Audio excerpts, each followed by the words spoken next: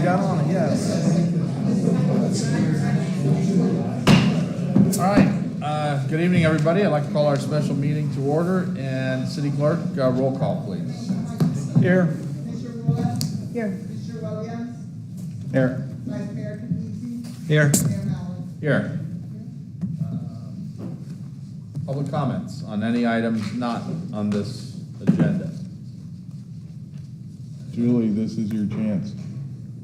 Oh, wait, no. Oh. Get it to the platform, onto the podium. I'm just going to read straight off my notes because it has to be brief and to the point. Okay, just please state your name and address for the record. My name is Julie Stein, and I'm in Cocoa Beach. Do you want my business address or home address? That's fine. Okay, business address, Hilton, Cocoa Beach. Okay, good evening, commissioners. I just wanted to, make this short statement. I've had the beach services at the Hilton for 15 years, and it came to my attention that another beach concessions owner, currently owner of 3 beach services in Cocoa Beach, has been aggressively trying to gain other beach concessions by offering the Upland owners 20% of his gross revenue. That's kind of outrageous, but this person has not been in the community very long and somehow skipped ahead of those currently on the waiting list to receive a beach concessions license. I would like your consideration to limit the amount of beach concessions licenses for any one individual or company, thus preventing a possible monopoly on the beach. This small, charming community is primarily made up of small businesses, and it has stayed a charming business or charming city partially because of limited chain companies and franchise businesses. For most of us, our small businesses are our livelihood, and many of us hold 1 or 2 licenses. While the new beach concessions agreement with the City of Cocoa Beach is being drafted, now is a good time to consider the limitations on how many licenses can be given to any one individual and or company. I would like your consideration on that while it's being drafted. That's it. Thank you. Thank you. Any other public comments on items not on the agenda? No. All right. Staff reports. Evening, Mayor, Commissioners. I don't really have anything new other than the items that are on the current agenda, so I'll wait and speak during that time. Okay. Thank you. Hurricane season preparations. Chief Duckworth. This is clearly in your wheelhouse.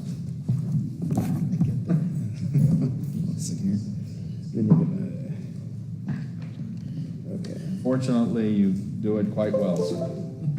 Thank you very much. My honor to do so. Good evening, Mr. Mayor, Vice Mayor, City Commissioners, Ryan Duckworth, Fire Chief. I'm going to make this very short. I promised Brad Kelso I would, so I'm not going to make this very expeditious. I have 9 slides for the public and to relate what we know and how everything's going this season and some things that we've learned in the news as far as the predictions for the upcoming hurricane season. So we want to stay on our toes and be vigilant about this. Okay. I'm really glad this is all alphabetical. There we go. I promise it's worth it. There we go. Okay, so this is a review, not to release too much private information, just a little heads up for our elected officials and our city staff and our public citizens, visitors, anyone who may have any kind of questions or inquiry or vested interest in a tropical cyclone coming here. I only have 9 slides. I did this well, I think. So what we have right now, and everyone may already know this, near normal season predictions. Sounds so great. If you watch the news, they just came back and said, well, we're not really totally sure because of a couple factors. And they have a new software that was released that is very, very effective on predicting things. It went live about 6 days ago, and it's already picking up on things we didn't know before, which is going to be a very valuable tool. So you can see the numbers. I'm not going to kill you with statistics. 12 to 17, 5 to 9, 1 to 4 major hurricanes. Looks pretty common for our area. If you haven't noticed, it seems a little hotter than usual, and you're not imagining that. It really is. We're in the El Nino phenomenon, and I actually have a picture of what that means because I hear El Nino and La Nina all the time, and I'm like, I know those are different words, and I'd like to know what they mean. When they say them, they don't sound like a person doesn't know what they're talking about. So what that does, El Nino, warmer waters in the Pacific acting like a magnet, because those warmer waters tend to spin off weather and they cause high level wind shear over us, breaks apart storms. What's countering that is the monsoon season off of Africa is going very, very hard. We had our dust storm you may have heard of in the news. The dust storm is done. The energy is still coming off at the same level. So it's generating air movement. The other thing is the warmer than expected temperatures in the Atlantic and the Caribbean. Little 97 degrees in Key West right now, the water is. It's pretty, this is the picture I was telling you about. So you see the peach on the left, more hurricanes, and the blue on the right. That's what El Nino looks like on a map when they give you a class at the National Weather Service. It's kind of applicable. I'll say that it's good that it's not La Nina and what we're dealing with now with the monsoons and the heat, because I just would say this, I'd say we need to be on our toes as homeowners, as residents, as Cocoa Beachians, and as Floridians. There's a prime opportunity for a storm to gather a lot of energy and possibly do things that we haven't seen before. Focused information for everyone that if they've ever wanted a chart, I had to throw a chart in there, but September 10th is the calendar average for hurricane season. We're looking for things to spool up around August 1. You may see some storms pop up or some notices and warnings. The National Hurricane Center, as I mentioned earlier, the 6-day-old software, it took 10 years to make, and I think we're going to really see some benefits from it. So if you ever wondered and were afraid to ask or just didn't know or need a review, these are categories that of 1 through 5, Hurricane Andrew, Hurricane Camille, Hurricane Michael, if you ever needed to see a 5. And the other ones that get you are the Francis, Jean, I don't remember, Aaron, Tropical Storm Aaron, where we get these rainmakers that drop 14 to 15 inches of rain. And we're supposed to run from the hide from the wind and run from the water. So we can't quite get away from water. We need to go up or go away. Just for information that everybody knows, I'm going to go over some of the criteria other than the category of storm coming in. Category 3 is where we start to discuss evacuations of city operations and city government. So not only will we not be here to help you, but it's going to take us a while to get back because we know that Mother Nature is going to bring a certain amount of things. So category 1, we've had winds like that a lot. Sustained category 5, not necessarily what you want to see. So if you ever wondered about watches or warnings or extreme wind warnings, a watch is 48 hours before anything. So it's going to rain clowns, it'd be a clown watch in 48 hours. You know they're going to be here. And then at 36 hours, the warning would go up to say, hey, we reminded you with a watch. Now it's a warning. It's still coming. It's been 12 hours. There's been no change. Why is that? Because in that 12 hours, it's usually by the time it's closing by a certain distance and it gets to a certain point, the National Weather Service and National Hurricane Center is able to read it much, much better because it's so close to landfall or wherever it's going to be. An extreme wind warning is a warning inside of a warning. So when you get that, we have a sustained wind of 115 miles an hour. That usually indicates a major storm, and that almost guarantees storm surge. That's where that term came from. So safety considerations, if the residents or visitors ever wondered, well, if I get in trouble, when can I not call for help? Well, we have 3 modes, and here they are. The first one's greater than 34 miles an hour. The only thing I could change on this slide, which I've had for some years, is safety considerations, and to the right, you see a small FIT in brackets. FIT finally did a study on this, and they used a pumper, like the fire truck with no ladder. They used a ladder truck. They used an ambulance, a rescue type. They used a water tender. They used a staff car, an F-250. I mean, name it, and they did it. They used wind tunnels. They used upper and overcurrents, high pressure, low pressure. And we now have reports that validate what we thought. If you get up on a bridge or get to a point where wind can get underneath you, it's going to get a little bumpy. And we don't want to injure any firefighters or any city personnel helping someone that may have not gotten out in time. Hurricane mode, you're probably not going to see us. It's greater than 50 miles an hour, sustained winds. And then heightened hurricane, there's only 2 reasons we go. Number 1 is an imminent conflagration, which is, just think of Mrs. O'Leary's cow in Chicago. That's a conflagration where things go 1, 2, 3, and all the houses and buildings burn up. The second one is an imminent life threat. And that's very subjective in this. It's like you can drown in your attic and we don't know you're there, or you can, let's say you go to check out the beach and a storm surge comes in like a very rapid pace. That's happened too in the Gulf Coast. So what we're doing here and why we do all this is to make sure that our critical personnel are identified. We know who has what role, because when we get into the disaster psychology, when a storm's coming, it gets very, very chaotic and stressful for everyone, because we have to save our houses, our families, and provide governmental protective services for the residents in order to provide a safe place to live, let them know when it's not safe to live, and give them a place to go, how to get there, and then get them back as quickly as possible. So when we hear state of emergency, it's serious. It's not something we just say to do financing or whatever may come with that, or ask for help from task forces or whatever. It's truly a very serious thing. The city plan to evacuate is the second time I'll say category 3, right around there, or if we get imminent, let's say category 2 with a 12-foot storm surge, probably going to evacuate. It's not always going to be a category 3. But we do have a plan to evacuate, and we encourage every person here to have a kit and be prepared to do so to save yourself and save your family. Life safety, resumption of city services, and maintaining governmental structure is our primary mission. If you ever wondered, what's everybody doing? Why is everybody in these weird places doing weird jobs? That's what our mission is. That's why we're doing it. And then what we learned and what we can share with everyone for the greater good. If your important documents are important, then put them in a container of some sort and take them with you. We want to get you home immediately. We understand that the bridge may not be open yet, but we're going to get you back immediately, as soon as we can, as soon as it's safe, that you're not going to get bitten by an eel, your road is flooded, it's washed out, you're not going to get electrocuted, you're not going to fall into metal, you're not going to fall into a sinkhole, anything like that. Just failure of the imagination trap. The 50-mile ring, if you ever wonder, if someone says on the news, it's going to be within 50 miles. That sounds like a good idea. That's pretty far away. Well, that's New Smyrna to Vero. Those aren't very far away. And the energy that goes out of these, a lot of times, is 75 to 100 miles for small ones. Tire plug kits, I recommend you have lots of them. I've used dozens of those things because everything that's sharp is going to be on the road. We hide from the wind and run from the water, as I said earlier. Bridges don't close before storm. When they will close, if you looked at on the west coast near Fort Myers, Sanibel. I've driven on that bridge. That's where I asked my wife to marry me, and the bridge was no longer. I'm like, oh, it's a heavy bridge. Those are big concrete pieces, and they floated away. So that's when bridges close, when they're damaged, destroyed, or if you see something like a barge hits it, you're like, I need to look at that. Don't drive through standing water. It may be deeper than you think. If it's a sinkhole, it'll be up to 40 feet or more.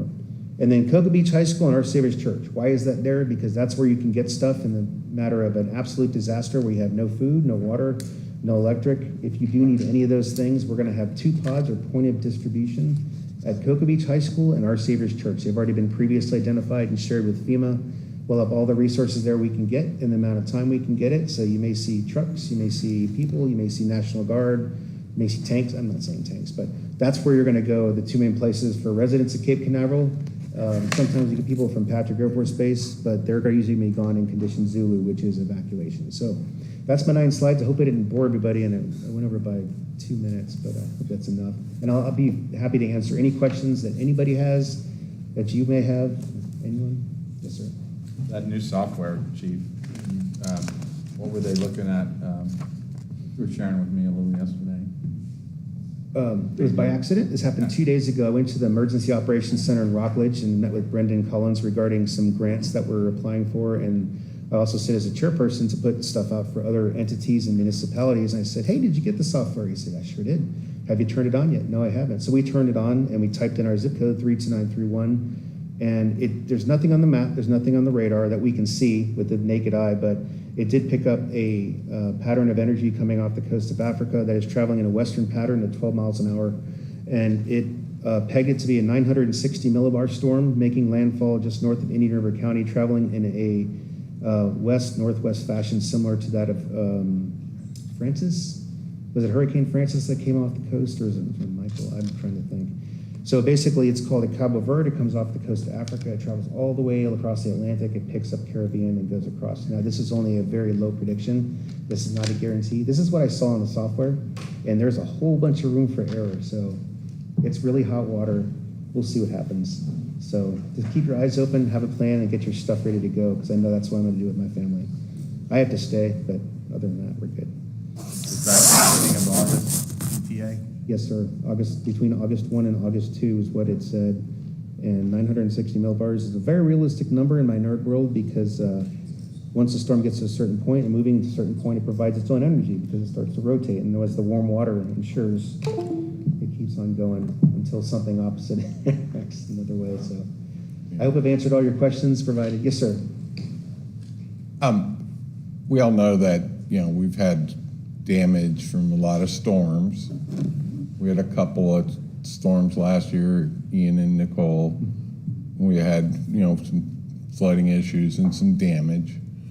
And those were tropical storms. So it doesn't take a hurricane to cause issues. That's very correct. Yes, we had sustained it 90. And I'm not trying to belittle the issue of people being worried about hurricanes, but the last actual hurricane track that came through Cocoa Beach was Hurricane David in 1979. Remember it?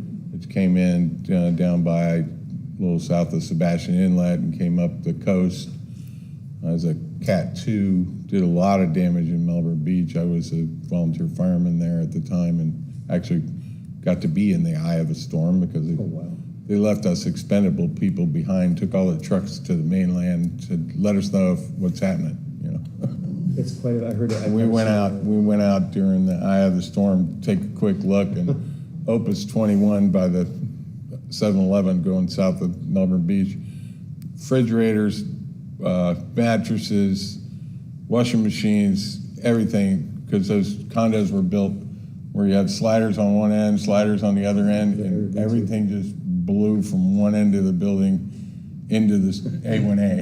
And so a lot of damage, even from a Category 2. I know building codes have gone up since then. But just because we haven't had a actual hurricane track over us, we have seen the effects of a lot of hurricanes. We've had some major close calls with Hurricane Matthew. I mean, it's off the coast. It was far enough away. It took a little jog with Gulfstream, saved us, but it was too close for comfort. So, and then one thing to note about this new software is in my business, in the scientific community, it takes a few years to get some statistics as to how well that's working. So we can't, say just because it said this afternoon that there's a storm that's going to come here and hit north of Vero Beach, 15 days from now, that it's actually going to happen. So, anyway, thanks for all the info. Very welcome, sir. All's well? I'll be happy afterwards to answer any questions as well if anybody wants to ask. So thank you very much. Thanks, Chief. All right. Short-term vacation rentals. Fabulous topic.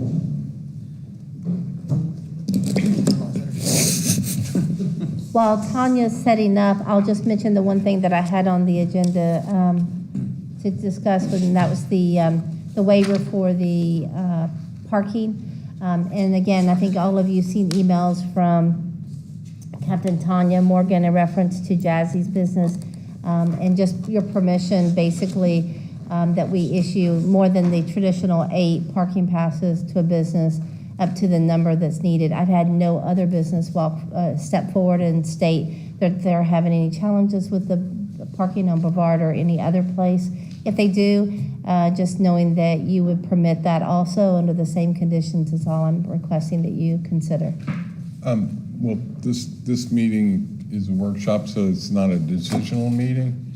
So if you have that latitude as the city manager to... It's a special meeting, sir? It's a- So it is. It is. actually a meeting. It's a special meeting. Okay.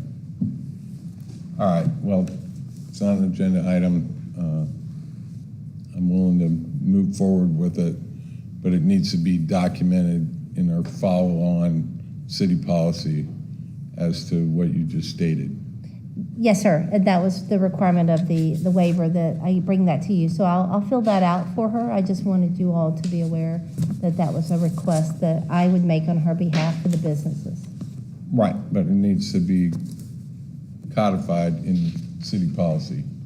Again, you approved it as just approval by you as commission on the waiver form. I can add it to a future code, but that was how you asked that I bring those back to you in the future. Well, I just don't, I mean, we're not gonna be here forever, you're not gonna be here forever, you know, nobody's gonna be here forever. Let's codify it, so if it comes up again, we got something to point to.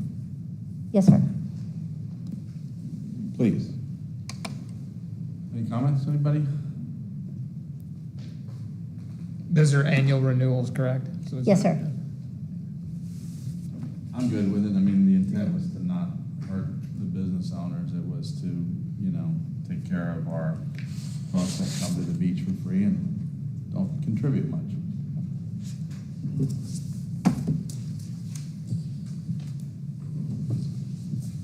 All right, on to the next one. Okay. Hello, Commission. Hello, everyone. Tanja McCoy, Development Services Director. I'm just here to give a quick update on the status of vacation rentals currently. Year over year, we've had some growth. We've also had an opportunity within the Development Services Division to do put some better tracking in place with our new OpenGov software program. And we also brought in Rentalscape, which is another software program that's gonna help us or assist us in identifying the current vacation rentals that are out there. And then also we brought on new staff that are going to do the inspections, that are being trained currently to do the inspections. We also have a vehicle for that staff member to be able to go out and review these vacation rentals. So the program has ramped up. We feel that next year we'll have a very clear picture starting in October, because we'll have all of these items in place and moving efficiently. So vacation rentals from October of 2022 to current is $36,000, and that's, I wouldn't lose my screen right at that time. So compared to last year, at this time, it was $3,500 that I was able to track. That number may not be 100% correct because of the software and updating the software. And then for the BTRs, which are also related to vacation rental processes, and BTRs are when a vacation rental is not in the single-family residential, as well as the ones that are in the single-family residential. They all are required to get a business tax receipt, and for those units, oh, it's not.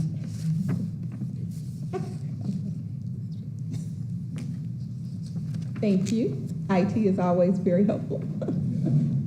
So for those units, we were able to track this year $13,000 in additional BTRs, as well as this time the year before in 2022, it was $4,600, around $600. So basically, the program is working, and we're bringing in some revenue from vacation rental, as well as bringing those customers under compliance with the code.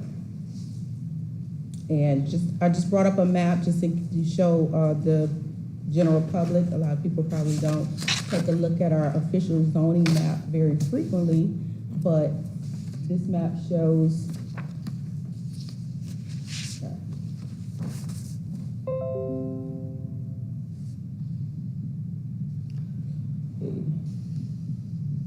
more technical. There we go. So this map shows most of the yellow is where we see the single-family residential structures, and then the other residential districts are the districts that have only the BTR responsibility, whereas in the yellow district, you will have to have a BTR as well as a vacation rental registration. How many, you said the dollar amount, how many units have we captured software? So, year to date, we've captured 91. We got a long ways to go. Yes. I we mean, do. according to Air DNA, there's 1,300 in our town. Then it could be duplicated across multiple platforms, but, you know, That's exactly what. even if you went to take take- 30% of that, we're way low. And then, to me, the other, you know, ancillary important item is the loss of homestead on these properties, Yeah. which will help as we have our later discussion. Yes, and also for BTRs, we captured 138, so that means that's kind of bringing in the actual single-family residentials and the condos into this calculation. But those numbers don't contain the previous charts, those are independent, correct? It's the 138 plus the 91? Yes, They're not 10% for independent. registered? that's the total of what we, oh, no, I'm sorry, they don't, that's for year to year, so it is independent, so, Right. yes. So total, if you add both together, then that should give you pretty much. So where we we're have at. about 138 plus the 91, 56, so plus the 56, yes. oh, those are new records created in that time period? Yes. Okay. Yes. But sum of all four of those numbers, that's the total count of who we have record of. Yes. Gotcha. Yeah. Gotcha. So the program is working. We just had to do some upgrades and get some more software to help us identify the properties. And we do have people who say, well, you know, they don't follow under the code. So there's a process that staff has to go through in order to identify these properties and make sure that we bring them into compliance. Okay.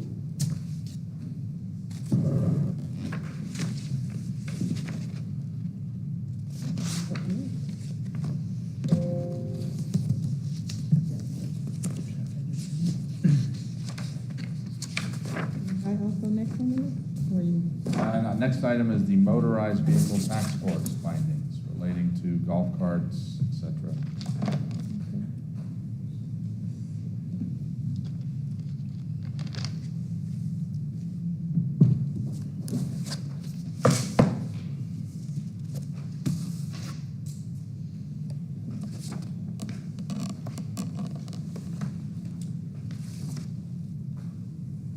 Just to give a brief overview, we've already gone over the golf cart ordinance. We have that ordinance in place, and it will be coming before commission on the 20th for review and approval.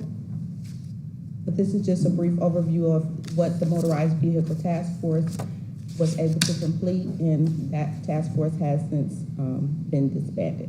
So we looked at the state ordinances, and then we were able to identify what we could do within our city. We were able to open up this map of, the green represents the areas that we will start to allow golf carts if the commission votes on it, approves it. And then the red areas are the areas that golf carts will not be allowed in the city. Most of the red area represents the FDOT, A1A, and 520, which is a state law that they're not allowed. So, But it's street legal golf cart with the tag registered with the state is still allowed to use A1A. yes, but our golf cart ordinance, which covers everything that's below street legal, which is 25 miles an hour or under. I just wanted to clarify that for the public. Yes, I hate emails that. So essentially, if you have a license plate, you can go on A1A. If you do not have a license plate, which is what this ordinance will allow. yes, I'm sorry, Deputy Chief can clarify this okay. quite confusing situation. Hi, Wes Mullins, Deputy Police Chief. So, low-speed vehicles versus golf carts is the differentiation here. And, you know, that's up to the commission, but there are some very serious differences between the two that I think everybody should be clear on before we make any choices. If, actually, back a slide or two, if you could. Just so I can kind of clarify. It'd be easier if we see it, maybe. Okay, so low-speed vehicles need, all right, here we go. So low-speed vehicles over here on the right, headlights, brake lights, turn signals, tail lamps, reflective signals, safety stuff, seat belts, stuff like that, right? None of that's required on golf carts. So now, the city attorney has helped me out today and talked me off of somewhat of a ledge because I was concerned about some litigation for the city. There is no litigation for the city according to Becky because it's allowed within state law that we can actually do this per our ordinance if that's what you guys choose to do, correct? Okay, so, it's all what you want. I've got concerns about not having some safety stuff associated with the golf carts, but who knows? Headlights, seatbelts, it's all kind of what you want. Satellite Beach, as an example, I don't know what Canaveral does, you may know, but Satellite, they have to do the LSV. They require the low-speed vehicles, which is the 25-mile-an-hour threshold. Golf carts are 20 miles an hour, if I said that right?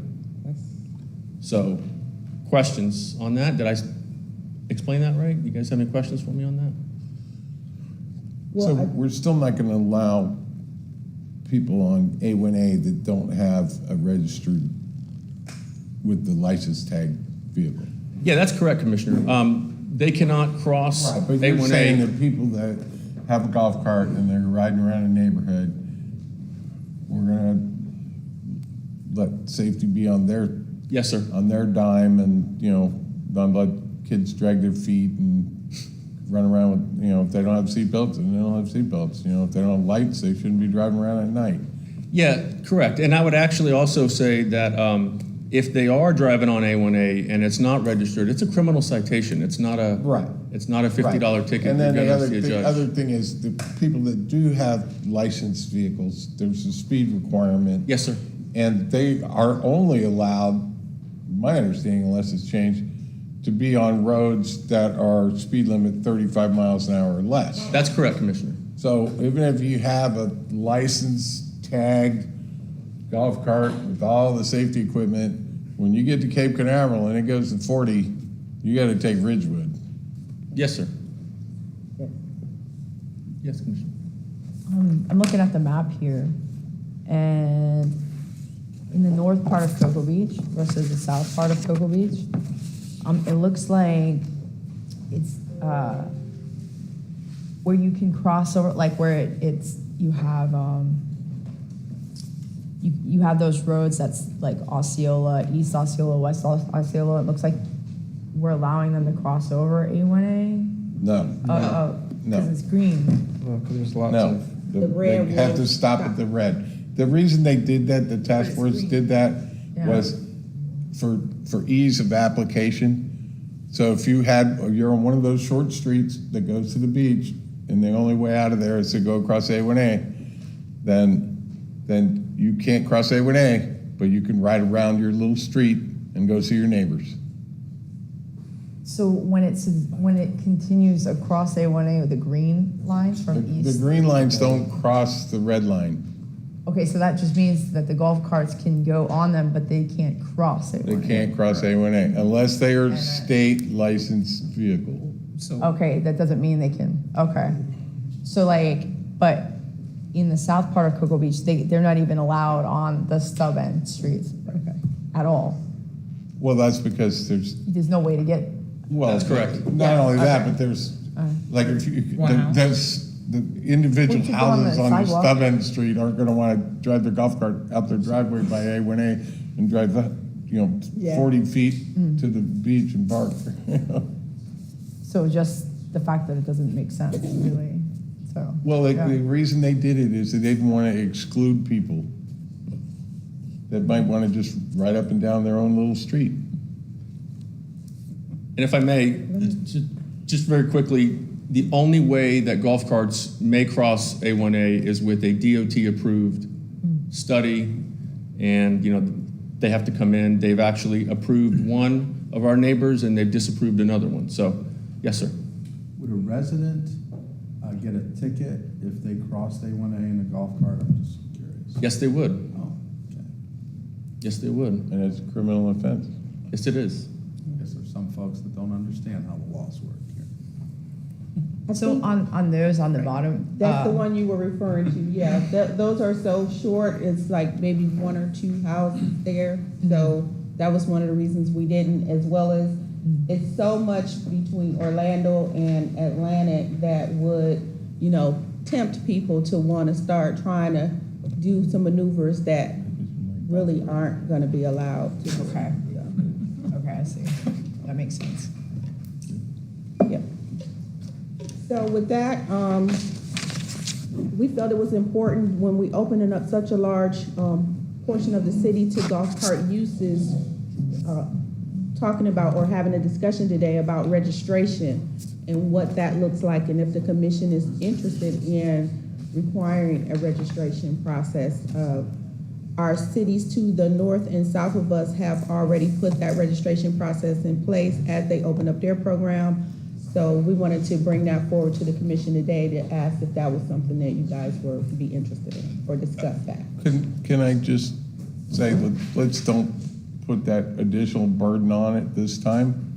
If it turns out that we have issues where we need to add restrictions, we can do that in 2 readings or 2 meetings. I kind of like it. I mean, if they're in an accident, how do you know whose it belongs to? To whoever got killed. I'd rather not add restrictions myself, but This is no cost, just putting a identifier on the No, vehicle? there'd be a cost. Well, We don't do what anything in the- that. Yeah, the other cities are charging about $150 for the first year and $100 for the second year. Let's just let it go and deal with it if it becomes a problem. I'd rather not nickel and dime the residents, honestly. I think, yeah, we'll see how it goes for a year and take it from there. I'm not looking to generate revenue over golf carts. For me, it's a safety issue. Just how do you track who's involved or not? I just had some kid just blow past the stop sign on his little electric scooter on the way here. Didn't even see me.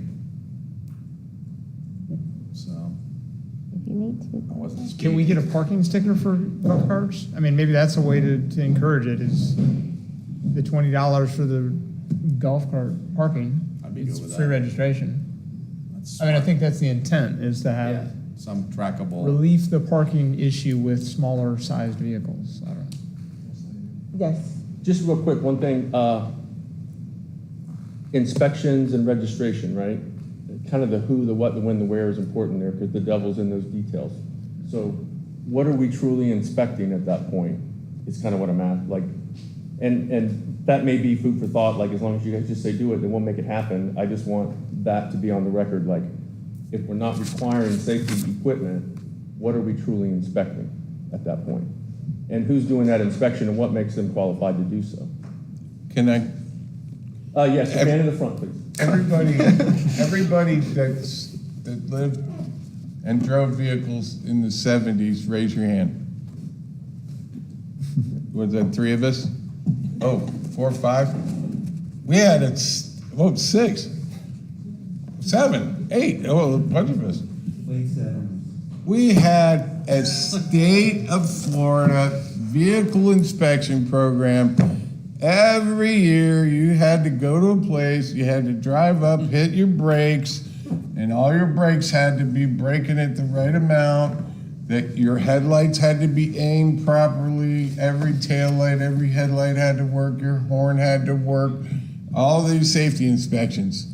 For cars, because we were trying to make the rest of the people on the road safer, because now we have cars that meet all the safety requirements. They did away with that for passenger vehicles, for cars, for trucks, for everything on the road.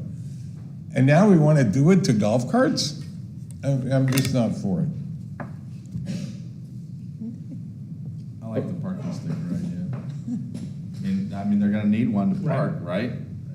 I mean, if you're in a golf Yeah. cart and you wanna park in a city parking spot, you're gonna need a parking sticker. Well, you can allow to have a sticker, but that doesn't mean they have to be inspected. No, I'm not No, talking no, about no, I think inspecting, it's- I'm just yeah. talking It's a way about of tracking. a tracking mechanism. Some unique identifiers, so you know who's For the Stranded. Patricia Draycott, CFO. One of the things that we do for your parking sticker now is we require registration to show proof that you're a resident, because there's a different rate. If you're a resident, you basically are subsidizing that cost through your property taxes. So one thing to consider as you think about doing a parking sticker on the golf carts, if there's no registration, there's no way to tie that to a citizen. There's nothing to stop someone from coming in saying, I want it for my golf cart, and putting it on their non-citizen resident car. It's just, if you have no way to ensure that the person requesting this sticker is a resident, then we have no way to ensure that those subsidized costs are going to just the Make residents. the car Make them a sticker rainbow yellow flag. and make the golf cart blue. Yes, possible. Rainbow flag. Or maybe even if just having a sticker that is the same $20 and you get the parts could be a way to get a registration process. You know, it doesn't have to be an inspection to be a registration process. So we may do something that is very low cost, but also you get the sticker to be able to park, and we get all your information so that we know whose golf cart it is. Good one. Well, you bring that back to us at a future date. Okay, sounds good. Moving on to micromobility devices. This is what everybody likes to talk about, right? Kid almost did today. Okay. So micromobility devices come in a lot of different forms, and trying to regulate those could be challenging because, as you see, there's a handicap vehicle that's included in micromobility. Bicycles are a part of micromobility. So trying to regulate it is a little bit tricky. And that's one of the things that the task force found out as we reviewed everything. And so the recommendations from the task force included public awareness. They felt that public awareness was a big part of getting to the safety of micromobility devices. And the first 4 recommendations was education programs, public awareness on safety and common courtesy should be a key component of the public awareness campaign that we should put out for micromobility devices. Maybe when in our ordinance, if we decide to draft an ordinance, make sure that we put in speed, talk about speed when a faster vehicle is overtaking a slower vehicle or pedestrian. The act of passing requires an audible signal. It's something we kind of all learned when we were kids. If you're on your bike, you want to toot your horn or say, I'm coming by, but that's something that maybe isn't being used frequently today. So we thought that would be a good part of including that into an education program for the community. Also, the task force found that in areas where e-bikes and micromobility devices are used in combination with pedestrians, so on a sidewalk, there should be a speed limit. They shouldn't be allowed to go more than 12 miles per hour on the sidewalk. But if they wanted to use it in the street, then they can go ahead and do 25 or 30, whatever the micromobility device allows them to do. And when riding in the street, those devices should be following the rules of the road. So, Pesky stop sign. yes. And then street enhancements, we talked about ways that we could help micromobilities to be safer when they are in the road. And that's by maybe using some sharrows in the downtown, creating maybe some multi-use paths. If we have some property that's available to create some more multi-use paths, even if it's a current sidewalk, making it into a multi-use, or maybe finding some connections where we have some city property where we can help them to connect from multi-use to multi-use. So that's some of the recommendations of the committee. And then finally, talking about regulation, the commission, and they recommended that the commission and the city attorney review some requirements for insurance with these micromobility devices, as well as registering the micromobility devices, kind of what we just talked about with the golf carts. And then one of the key factors was the fact that if we have some rental companies, we want to make sure that they're being good citizens and that they're providing a racking system, and they're not just tossing these devices all over the city. So having that requirement for rental companies would be an important key feature of the program. That was it. Any questions? Yeah, I've got a few, since I ride scooters all the time, everywhere, and I see a lot of people. So obviously I'm against a lot of that, but 12 miles an hour is pretty ridiculous. I mean, I can skateboard 18 miles an hour, so, I think that's pretty restrictive. You can ride a bike faster than 12 miles an hour easily, so why would you limit a scooter? And why would you make a scooter require to have insurance going 12 miles an hour when you don't require people to ride bicycles to have, that? Why would you allow a scooter to ride on the road that does 15 to 25 miles an hour, but you won't let a golf cart drive on the road on A1A? A lot of it just doesn't make sense. If you're trying to save people from getting hurt, don't put people with slow vehicles on the road. I asked a while back when we first had these discussions, the city to look at how many people were injured by e-bikes or electric scooters or bicycles on sidewalks with pedestrians, and the number was not even quantifiable. But when you go to pedestrians or e-bikes or bicycles on the side of the road being injured or killed, within the last 3 years, I believe it was over 100. So if you're trying to save people, don't push them to the road. Just educate them, like you said. They need to be educated. Don't make them get insurance when they don't need insurance for a bicycle. It just doesn't make sense, in my opinion. But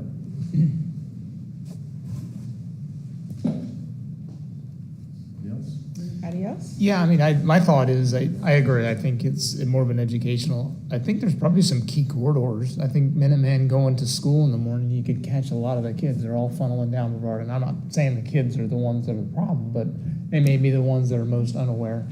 So coming up north, they're funneling into the high schools. If we could just do some friendly educational thing, I think that may.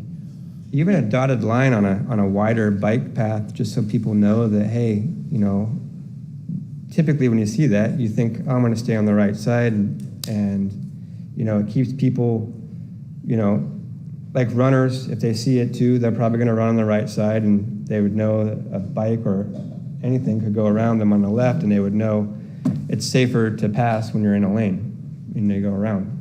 Yeah. Go ahead. That was with the enhancements, looking at things like that, where we could do some of those type of techniques. Even the officers that are in the schools, I mean, maybe once or twice a year, have them educate the kids on etiquette on bicycle, e-bike, rules of the road, basically for the sidewalk.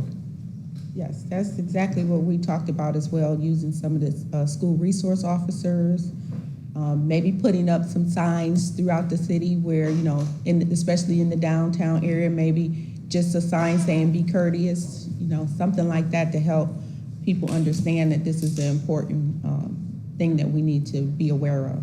I'm all about education, but at the end of the day, e-bikes and all this stuff, they're not going anywhere. This is the wave of the future. Electric is the future.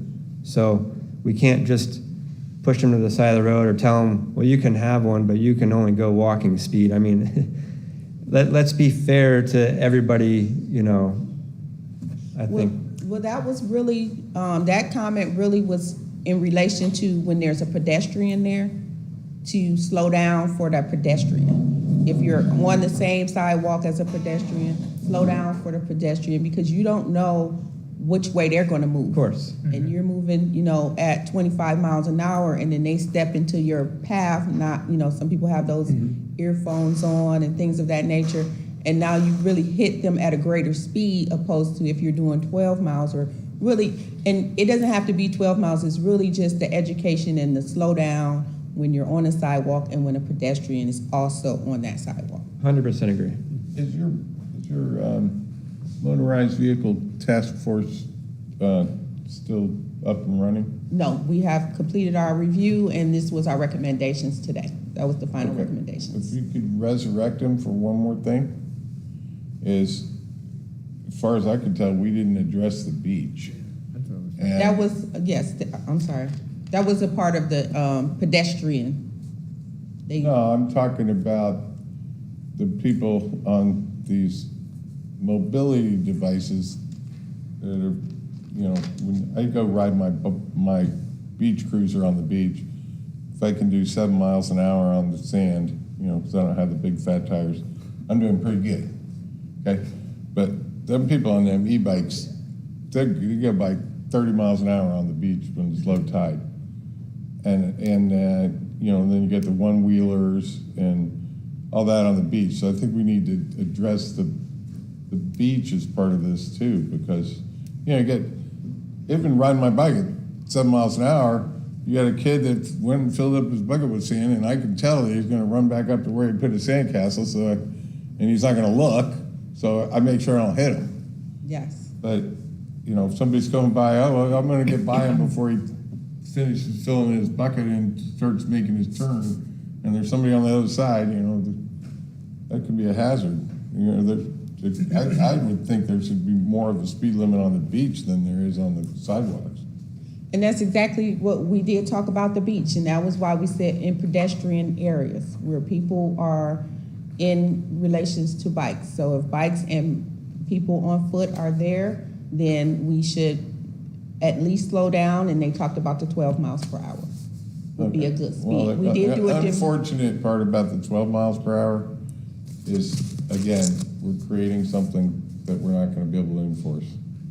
We're not gonna have, you know, a police cadet force out there with radar guns, you know, giving people warnings that they're breaking the law by speeding on the beach. I think you're right, Commissioner. I mean, to me, it's like the Vice Mayor said, it's education. If you're passing somebody, you know, it sucks that the government has to regulate common sense, but it should be common sense. You slow down and you tell these, you know, you ring your little bell or whatever, you know, honk a little horn, that you're passing them. Because God forbid they walk into your path and you're cruising at 25, it's not gonna be a good outcome. Yeah. I'm pretty sure when these kids get these scooters and one wheels and this and that, the parents just say, "Here you go, Merry Christmas." And I don't think they give them a whole lot of. By me on a stop sign, didn't look, was right in the middle of Brevard, ran, gunned it, and then looked at me and I'm like, hey. They don't get an education. Yes. So I think it's really important. I like the think that'd be ones that good. look at you when you're going through a green light and they're coming this way and they're wondering why you didn't stop for them. Okay, well, that's good information, and we'll take that back to the staff and see if we can come up with a nice educational campaign for our e-bikes. All right, that takes us to unfinished business. City Attorney, would you read the item, please? Okay, this is D, unfinished business. 1, discuss options for the noise ordinance. A, community team vendor input. B, special events, effect of the change of hours. And C, ordinance direction, Representative Commissioner Carolyn Wallace. Recommendation, discuss. I move to discuss. Second? And Carolyn, while we're discussing, in my package, the only change I see that was annotated for ordinance 1678 was you added number 11 that says noises during times or at locations as specifically designated by resolution of the city commission upon request to the city commission and upon good cause shown. Is that the only change? I didn't actually specifically change anything. I know it's probably referring to that section, but what I was mostly referring to was I had several businesses come to me and ask me about certain aspects of this ordinance. One was it was referring to the times during during the weekday, the 9 PM thing. There was a few things, I'll go through them. Salty Sisters had asked me, so they were planning their New Year's Eve night, and they have a band lined up for it, but it falls during the week. So they were wondering, can I still do my New Year's Eve event? Because Salty Sisters is outside. So are we gonna enforce the 9 PM time limit on them on New Year's Eve? And if we are, then she was gonna cancel her band and cancel what she was doing. And then another business, Hunker Down, they do an open jam every Wednesday, and they're outside. It goes from 7 to 11.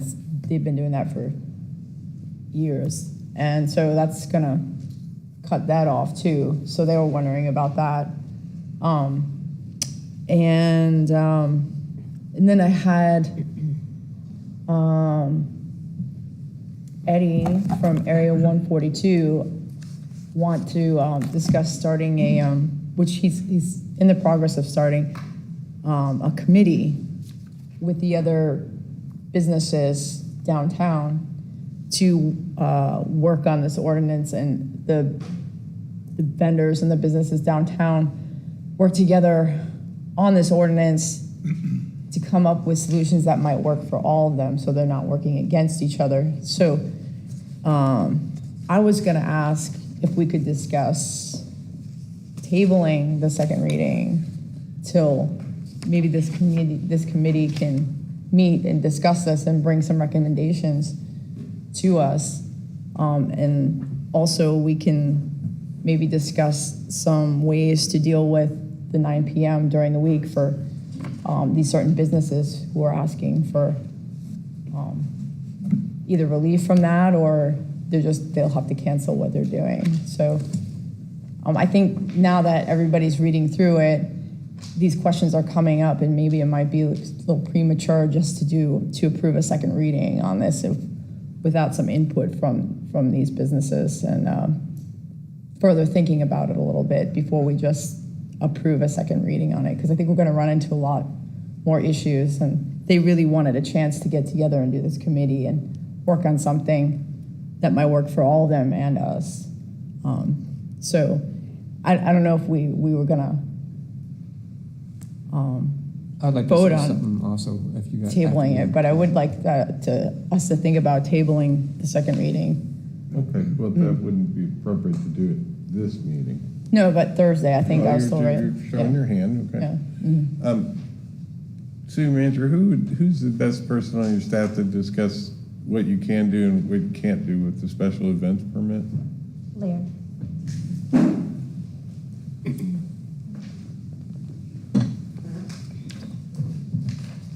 Leonard McLean, Leisure Services and Special Events. Okay, so Larry, Yes.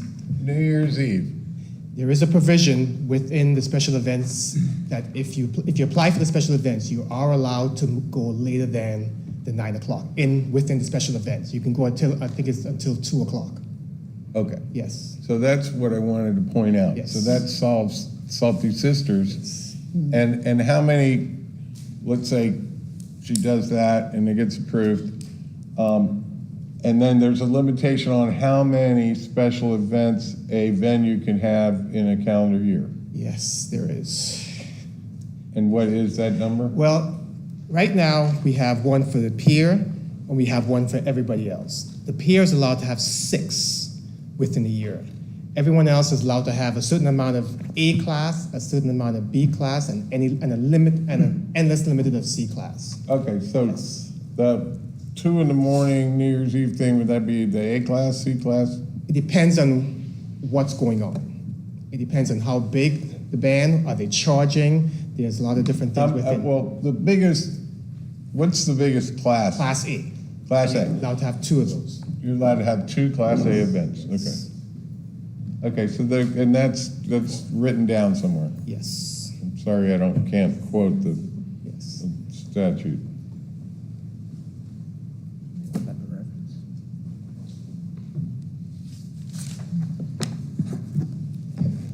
Okay, so when we had talked about this before, and we had talked about, I had mentioned that if I didn't get any more complaints, that I would consider tabling this. And even if it was even to a later date, let's say 6 months, I would be open to leaving it as is, because what we do have, it still works because we are still issuing citations. So the problem is our citations don't sting enough, in my opinion. So I have not had any complaints, at least in the last 3 weeks. I don't know if you guys have either, but I had complaints of, please don't approve this, but not of anything in particular. So in my opinion, they seem like they've been acting better, and I have to give it to them for that. I would be open to tabling this for a later date. Just saying. And I'd like to give them, because of that, I'd like to give them a chance to do their committee and see what they come up with too, and see what their recommendations are. But I'd like to because do- they're really wanting to comply. They really want to comply. They and do work want to with comply, us. it seems So- like, and I would like to do it to a date certain though, so that we could come back, like I said, in like 6 months. If they're, because maybe if they're just being good for the last month because I said that I would table it if I didn't get any more complaints, I don't know. But if we do it for a date certain, you know what I'm So saying? you can either approve it, disapprove it, or table it to date certain. Yeah. Okay. So what you're saying is, let's say you table it it's on the agenda for Thursday, right, City Manager? Yes, sir. Let's say you did table it for 2 meeting cycle and kicked up this committee on how they're going to play well with others. Then we'd also have 4 more weeks to see if everybody still continues to keep it down. Because they may be just, it could be hypothetically possible that they're just keeping it down because they want to kill this thing. Right. Well, actually, I think they found some good solutions that are actually working. Like, Well, I'm just like- being hypothetical, Okay, Carolyn. yeah, Okay. okay. So I don't know who's going to be responsible for spinning up this committee, but it's not good, right now, it's not the city.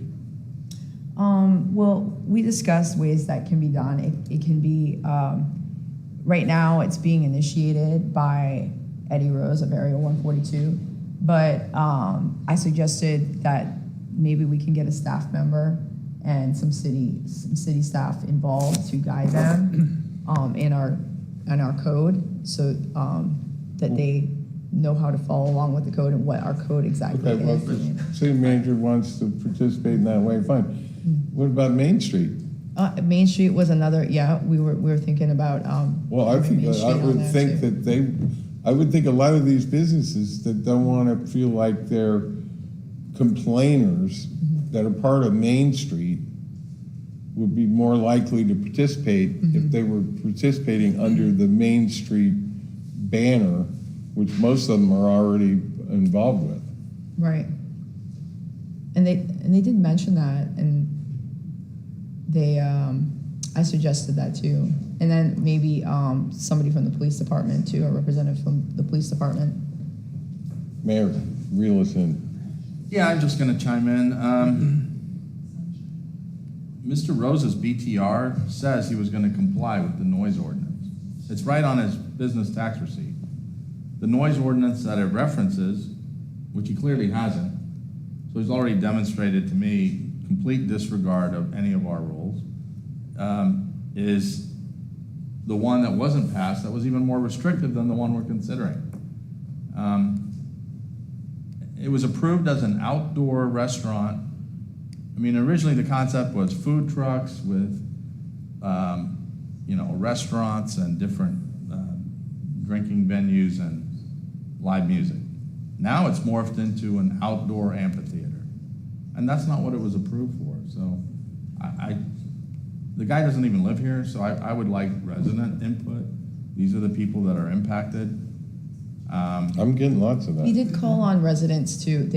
He put a post out and But 3 residents. He's already shown a disregard of prior approval, so I don't have a lot of confidence in the person. I reached out to him originally and asked him. He could have cured this 3 weeks ago.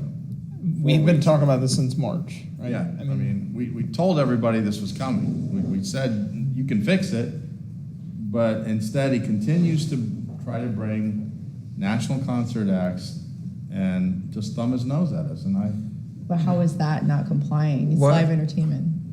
Why don't it's we? not live entertainment, it's an outdoor music arena, and that's not what he was approved for, and he keeps getting a special event How is permit. that different And I'm than- not sure how this happens. But And how is that- I'm not a musician, so I don't know, I have nothing to gain from it. But I find it offensive to the residents that live nearby that have to be subjected to an outdoor concert every weekend. A lot of the residents enjoy it and they want to Well, a be lot there. don't. They choose to go. If I choose to go and listen to music, that's a different thing. I don't have to be subjected to it.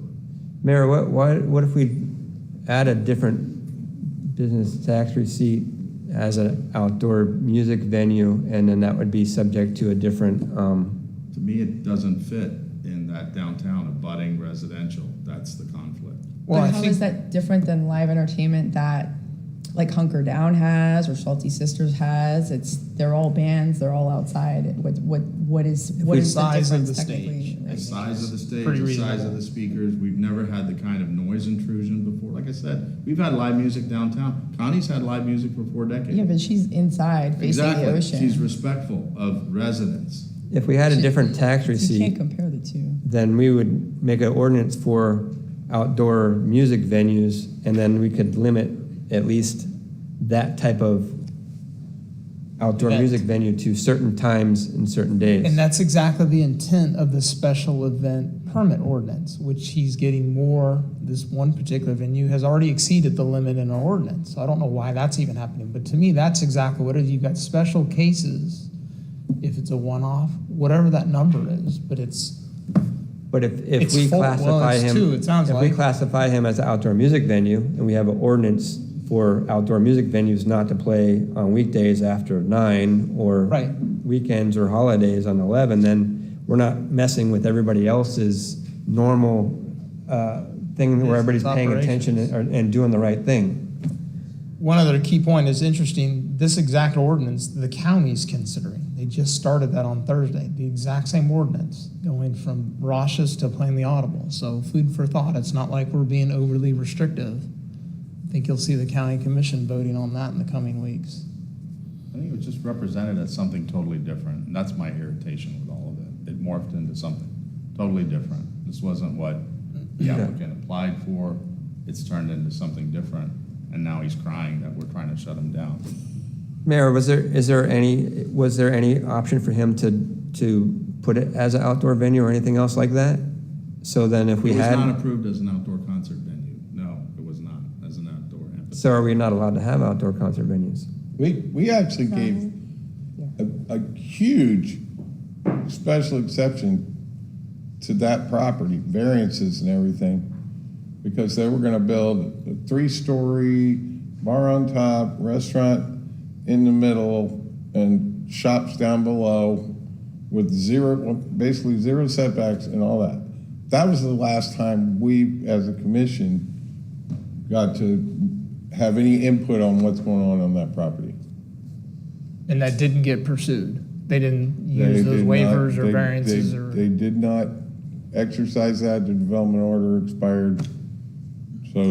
And I mean, another thing to remember is that this is affecting several businesses, not just his. So there's several businesses that are coming to me asking about this and afraid that this is gonna affect their business, not just him. He's just the one initiating it.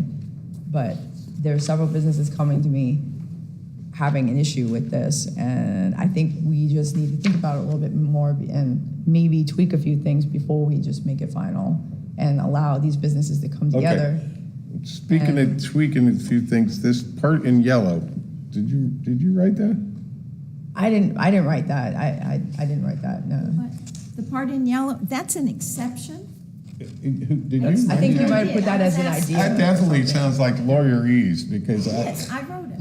I know, but what does? No, it's an exception. It allows, Added an exception from I, the previous ordinance. yes. I added Lawyerese an is, exception, Which would be, you could pass a resolution saying since That's a way to do. New Year's Eve is on a Wednesday, Yeah, everybody. I'm okay with that. I mean. but that's already allowed by a special You have event to- permit. You have to get a special event permit in order to do it. So maybe Otherwise, we you've need gotta to close down limit at 9. the amount of special event permits more than what we don't know whatever it is. What We're about, already limited, and they're already exceeding that. what about the, So we what continue about, How can they grant exceed permits. it if That's what we're, I don't understand. How That- have they? that would Someone be from the city very- can I speak to don't that. think they exceeded. I think they have some left I over. mean, there's one every weekend, every Friday, Saturday. there's two a weekend. Yeah. So, all right, I'm gonna read this real slow for you guys again, okay? And maybe I'm the only one that doesn't understand lawyerese. Noises during times and/or at locations that specifically designated by resolution of the city commission upon request to the city commission and upon good cause shown.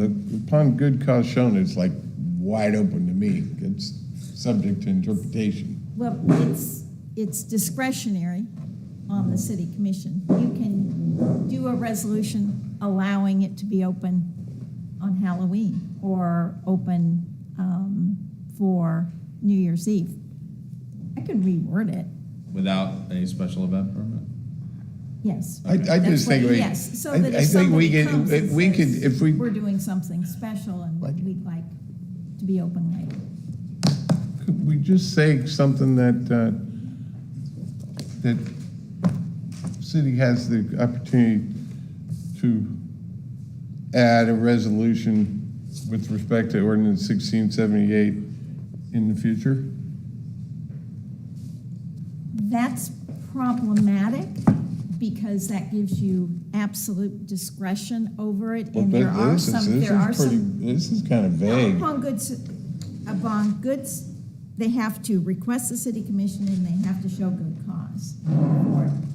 I'm sorry, the noise ordinance is easy to challenge in court, so I have to be very careful about how I write it. right. There's a case that says that I think the police chief was given the discretion to allow exceptions to it, and it was found to be Okay, so, okay, good. on Becky's behalf, as this is written and what is going to come to us on Thursday night, I'm okay with leaving that in. And that leaves the door open for what Carolyn's talking about and what Keith's talking about, if we pass it, that we can craft a resolution based on what comes up from these committees and such. And Salty Sisters is still good on New Year's Eve because she can get a special events permit on New Year's Eve. So back to Or they that can get a topic. resolution. I would like to find Unless out. we haven't created a resolution. But she's still got recourse to plan her event because Sure. it sounds like, I wouldn't see why she wouldn't get a special event permit on New Year's Eve. what will we do with Hunker Down, who has their open jam 7 to 11 on Wednesdays every week? It has to be audible from a certain All they have to do is distance. turn down the volume and it won't be Yeah, an issue. it has to be audible from a certain distance.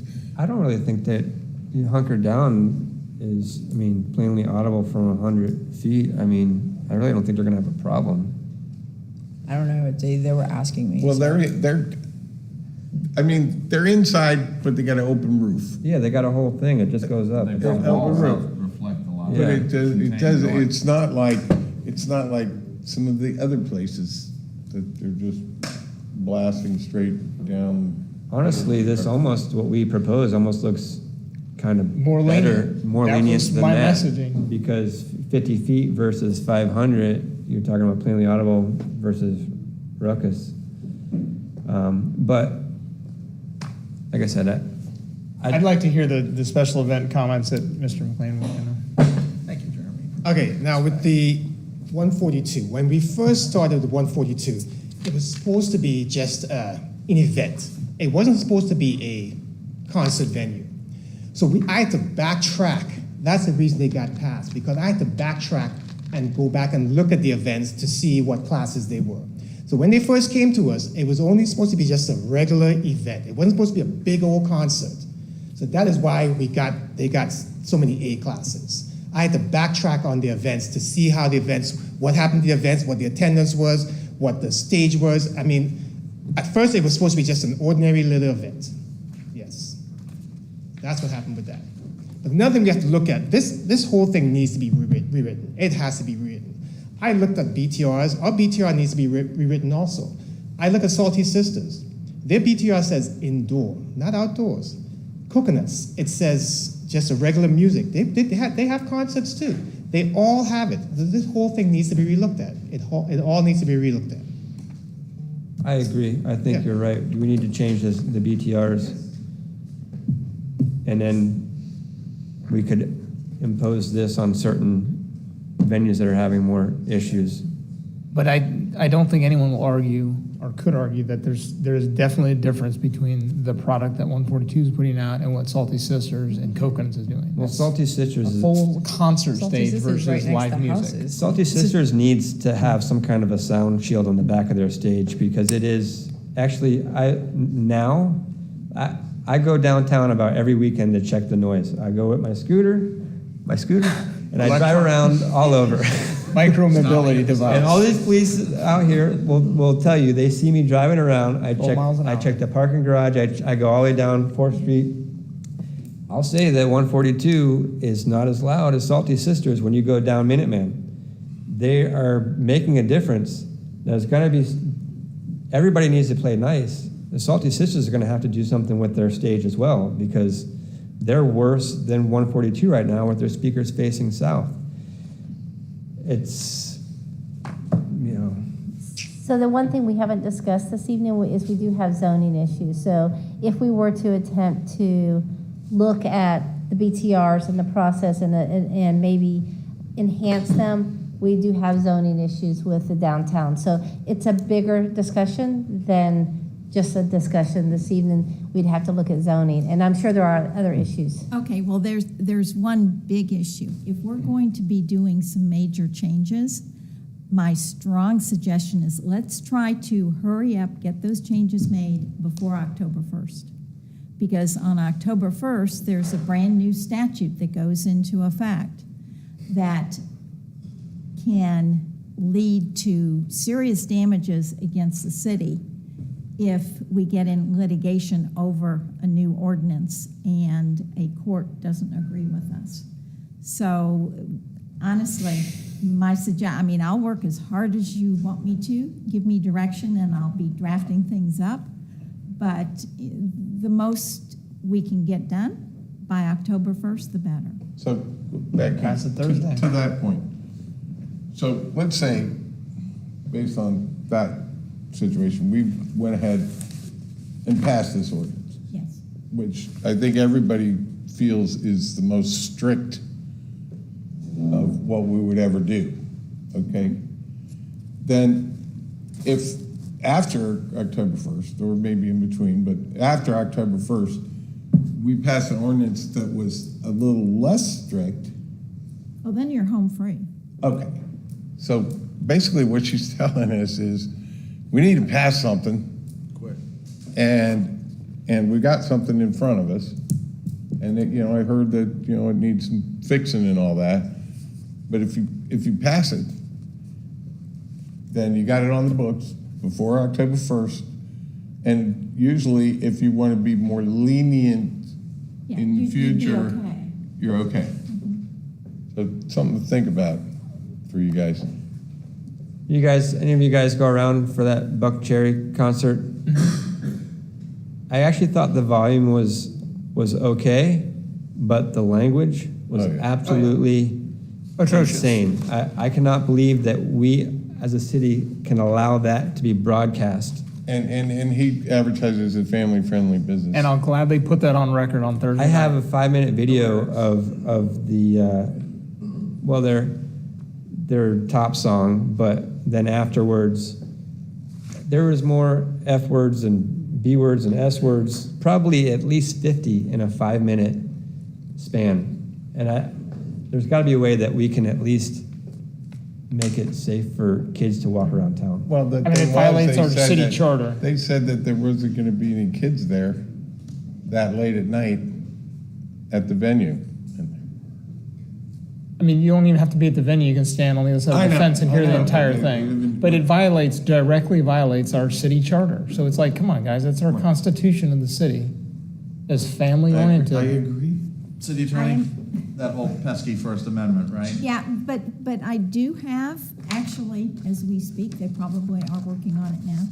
I have two of our attorneys really digging in, trying to figure out a way to, there's a new statute that was just passed by the state, but there's a federal court injunction against it. It's the one, they call it the drag queen, or drag show, I guess, statute, but there is a federal court injunction preventing its use, but it probably would apply to the language that was used, in front of children. So anyway, we're working on it. You know, again, that, to me, And that's a we're conscious, Yeah, we're trying to come up with something, but it is very difficult with the case law that we've got now. It's very difficult. There's a difference between a curse word in passing in the way you talk versus curse words used vulgarly. And I think that's what we can probably enforce is the vulgarness versus the curse words. And what I'm trying to go to is profanity, because pornography, excuse me, I didn't mean profanity, because profanity is protected, but pornography is not. And I did listen to the recording, and it seemed like verbal pornography. so this is the person we So want I'm- on the task force regulating this? I mean, the guy, I don't I'm want my hoping to kids, come up I don't want with my kids going something. there. I did bring that up to the owner, and I told him that was completely unacceptable, and he said they will never come back again. So, but He made his he money. made the conscious effort to bring him. yeah. I mean, he knows what the lyrics were. Oh, yeah. Yeah. So you could bring back somebody else that'd say the same kind of thing. Anyway, I think I'm in favor of passing it and then revising it at a future date. That's where I'm at. That's where I'm at. I'm in favor of passing it as long as you all agree that we will try to revise it in a future Okay. date. All right, let's move on to the next item, All right, Mayor. moving right along. City Attorney, item D2. Okay, item D2, consider and provide direction for an adjustment to the city's financial policies and practices to change the city reserve policy for the assigned reserves forecasted over a 5-year period to be no less than 19% from the current practice of 17% of the future operating budgets of all funds combined. Upon commission direction, staff will present a resolution for adoption by the City Commission. Representatives, Robin R. Hayes, City Manager, Patricia Draycott, Chief Financial Officer. Recommendation, consider and provide direction. Recommendation to approve.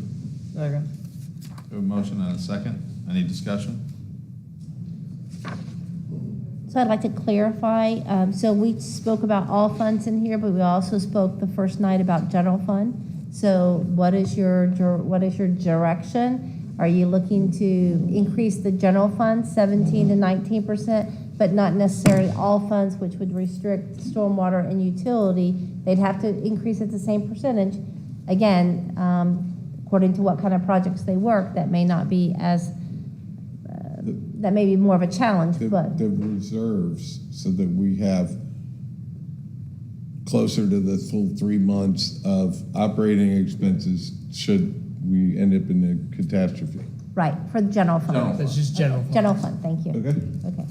I would just like to, at some point, when we're getting some of these projects hopefully online, it would be nice to have closer to 6 months. Again, if you haven't been through the storm process here and how long it takes FEMA to get us our money, we're Patricia, we just closed out, Matt, Irma?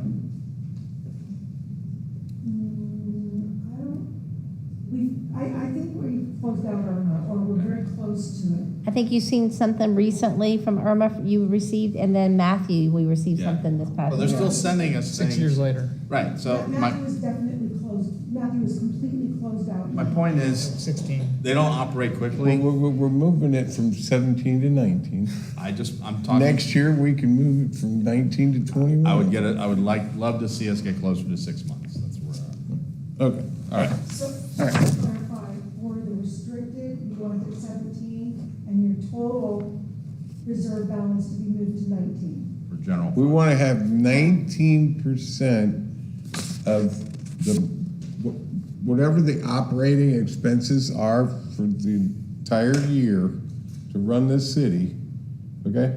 We want to have 19% of that set aside for if we get in a bad situation. So the direction is to restrict 19% for fiscal year 24. Yes, a general fund. Got it. And Mayor, you're suggesting that bump to 50? I'm Come just up with a plan from 19? No, I'm no. talking about future, we have, to get to 3 months. Yeah. Coastal communities ideally should have 6 months of reserve. I agree with you, I'm just trying to understand. Yeah, but 19 you can't trending just, to 50. Of course. right now, we have the money, okay? If you try to bump it up higher than that, then you're gonna have to come up with some revenue, and guess where that's gonna come The from? marina. To be discussed All right, later. okay. Item 3. Now we gotta vote. Oh, I'm sorry, all in favor? Aye. Aye. Motion carries 5-0. Any comments on that? Sorry, I didn't ask for public comment. City Attorney, item 3. Okay, item 3, amended resolution number 2023-06 corrects a scrivener's error in the monthly stormwater ERU fee from $8 to $8.96 in Exhibit 8. Readopt amended resolution number 2023-06, a resolution of the City Commission of the City of Cocoa Beach, Florida, amending resolution number 2023-05, a master resolution for fees to change fees in Exhibit 9, utility rates, reuse charges, and add Exhibit 9.5, fats, oils, and grease control fines and enforcement fees, providing for amendment of fees, incorporation of recitals, and providing for an effective date. Representative Walker Dawson, Stormwater Utility Manager, recommendation readopt. I move to adopt the amended resolution 2023-06, correcting the scrivener's error. And it's a voice vote. Second. And, Walker, thanks for being here, but I don't think we need to get into the mud, No problem, thank you. the mud on this one. Any public comment? Discussion? Hearing none. I had a comment about the reuse. Unrelated to this, I agree with the administrative correction, but the reuse, my understanding of the process is we need residents to spread the water out, to let them filter, otherwise we have to buy pumps. Can we not trend that rate down? So we're encouraging folks to use it and not discourage residents from using it? Depends on the time of year, whether we encourage them or not. I mean, but my point is, the process needs the usage through the reclaim system. Okay, I would, if I was you, I would ask Walker to come back in the future and let us know what the ebb and flow on the tanks. If you go out there, go by the golf course once in a while, you'll see the little thing on the side of the tank. It'll show you when it's full and it shows you when it's empty, and it fluctuates. Right. And unless it's stuck on the full mark, then we're using enough reuse water. My point is just charging residents for it.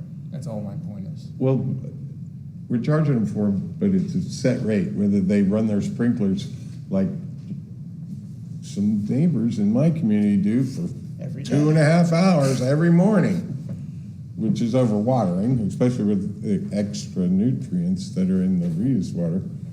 And they mow their grass twice a week. But, yeah, I would think that would be a separate discussion. I'm good with the second. All right, all in favor? Aye. Motion carries. City Attorney, item E1. Okay, this is new business. 1, request to A, set a tentative millage rate for fiscal year 2024, and B, confirm the budget meeting dates and times for September 6, 2023 at 6 p.m. and September 21, 2023 at 7 p.m. to set the proposed millage and final millage rate for fiscal year 2024. Representative Robin R. Hayes, City Manager Patricia Draycott, Chief Financial Officer. Recommendation, set tentative millage rate, confirm meeting dates and times. I move to set the tentative millage rate and confirm the budget meeting dates and times as read.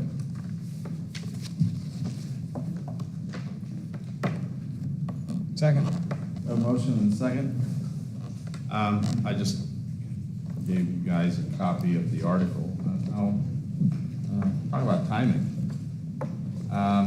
Brevard's new construction hitting tax rolls, hitting 1.55 billion, up nearly 22% from a year ago. Cities with the most new construction hitting the tax rolls were Palm Bay at $500 million, Melbourne, 140 million plus, Titusville, 83 million, Titusville,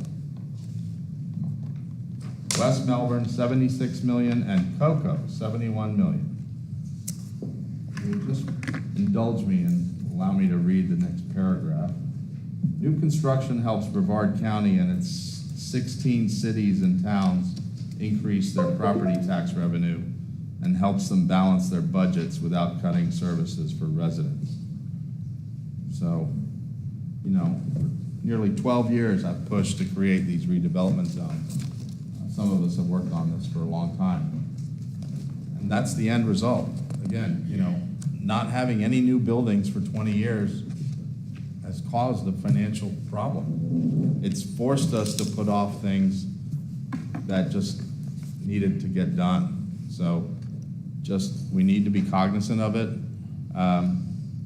Again, my tax assessed value is $154,000 on my house. I had a contract on it for $7,015. They pulled out because the economy is not doing so hot right now, in case you hadn't noticed. That being said, I'm clearly not paying what the taxable market value is. I gave the city $933 last year for 24/7 police, fire, sewer, roads, infrastructure. That's a hell of a bargain. You know, so we get people that send us, oh, well, I'm a taxpayer. Yeah, you get, you know, you pull them up and they gave us $454 last year. So it's just ludicrous. So yeah, I do want to see some of these new projects come online. I did speak with the Weston owners. They're still, money's tight right now. They have not been able to find an acceptable lending partner. They've got a couple of options that aren't really desirable, so they're still proceeding. They've got hundreds of thousands of dollars in design and demo costs already. But it's a very difficult environment, and we just need to encourage, in my mind, you know, those 4 areas that we designated, whatever we can do to encourage some new growth in our town is really gonna help people like me, people like you. Every homestead resident, property owner in this town gets helped by that. So thanks for my old man rant. All yours, Patricia. Good evening, Commissioners, Mayor. Patricia Draycott, CFO. Today, we are here to talk about setting the maximum millage. The maximum millage is not the proposed, it's not the final millage. It's just the maximum rate that the commission can then later have for their proposed or their final, unless they go back out for a vote. So that's not an absolute, this is what you're doing, this is just the maximum. What we've presented to you is a preliminary version of the proposed budget document that will be coming back to you for the September 6th first public hearing. We're aware that there are some issues in that document as you look through. Some of the charts didn't get fully updated, but we wanted to get this to you so you could at least get that overview of what we're looking at and where we're at. So we worked on that budget based on the current millage, but our revenues right now are less than the expenditures in that preliminary document. This is, we're going to start with just talking about what our property values are and the millage rate and what that's looking like as we look at the revenues and expenditures in this document. So the preliminary values that came out from Brevard County Tax Assessor is the gross taxable value of just under $3 billion. The final taxable value for the prior year is $2.6 billion, and the increase between the 2 years is $187 million. So how does that look when we talk about the ad valorem revenue? That first line is what we could anticipate for ad valorem revenues with the current millage rate. We budget for 95% collection, so when you look at that first number of 17 million, that's the total, but what we would budget for is a 95% collection rate at just under 17 million. How that looks comparing to the rollback rate, if we were to compare the collections at the current millage to rollback rate, there's a difference of 9.42%. The second, or the pink line, is the tentative millage, or the recommendation for setting the maximum millage at 6.4144. That is 1/4 millage above the current millage rate. And the reason for that is it will generate just about the same amount of additional revenue as the delta between our current revenue and expenditures in the general fund for the preliminary book that was passed out. The difference between that and your rollback rate is about 13.8%. And the bottom line shows your rollback rate. The millage rate for rollback is 5.6338. And that would generate, at the 95% collection rate, about $15.5 million.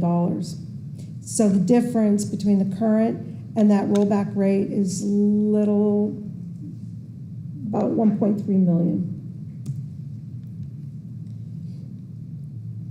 Looking at those same numbers, but now what comes out of that general fund, the ad valorem collection that goes to your CRA, the tax incremental financing.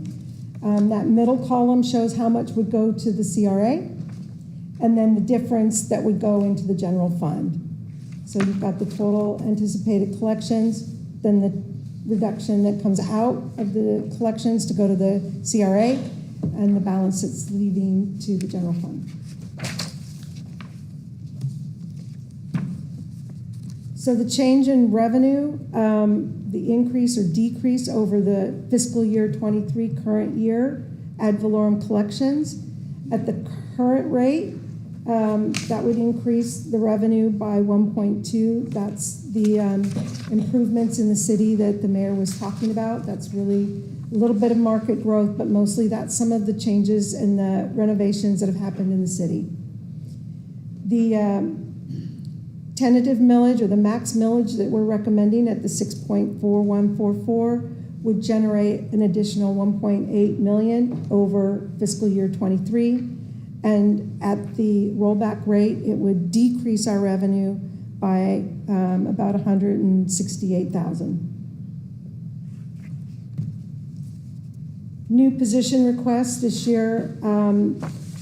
The commissioners are being asked to add some new positions. In the Water Rec Department, they're requesting to have a project manager. He has a lot of projects going on. It's just taking a lot of time to track them, to maintain them, to follow up with the projects, and to make sure we're getting our grant reimbursement requests in. Communications officers, that is in response to the recent study that was done there, and there's just a real shortfall of adequate staffing in our comm center. The principal planner or manager is for development services, and that's just to get a higher level of plans reviewer to assist our director, especially as we've got these big projects coming on.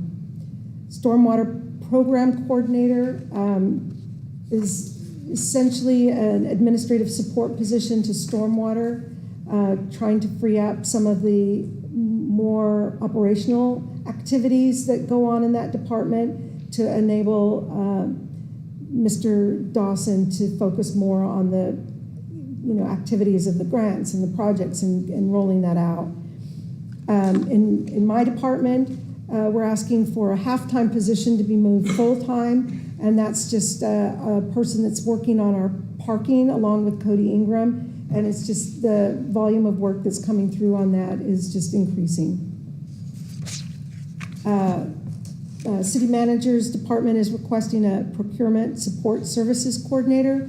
It's a position that she's looking at that could look at purchases citywide, looking to get contracts that might be able that we can piggyback on and save on costs in that way, looking for when we need to purchase something citywide that, for example, our copy paper, this person can do that for the entire city and look to get the best possible costing for that. Also, potentially working with the bid process and contract management. The golf maintenance, our recreation director, leisure services director is looking to add a full-time golf maintenance worker, and that is in direct response to a lot of the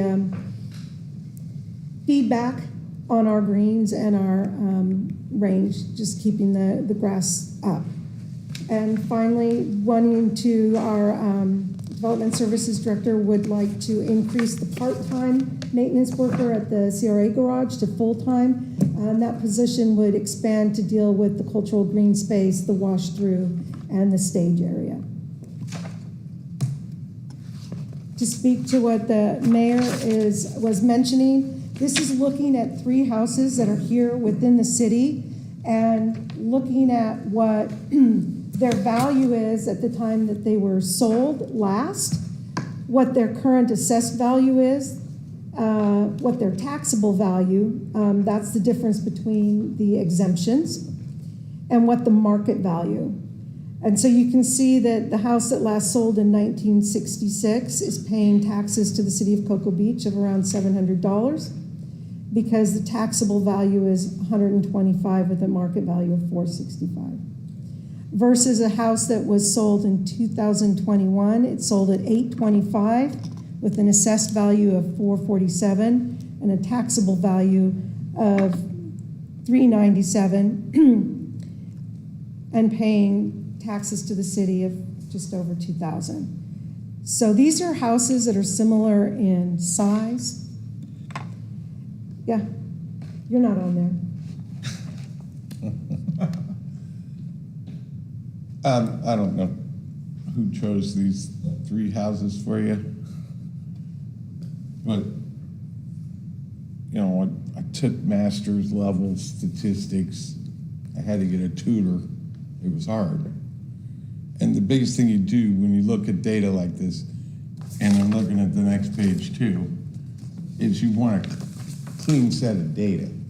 That house number 3 needs to be scratched off this list because 2021, it sold for $825,000, okay? The market hasn't gone down since 2021. I'm sure the assessed value was from last year, even if we have had a downturn in the market. Market value is 481. Either that guy, was padding the coffers of somebody that they bought the house from, but that would be the definition of a piece of data statistically that you would clean out. Find another $825,000 house that would probably have a market value of usually the market value and the assessed value are about 20% different with the way that the county does it. So you would think that this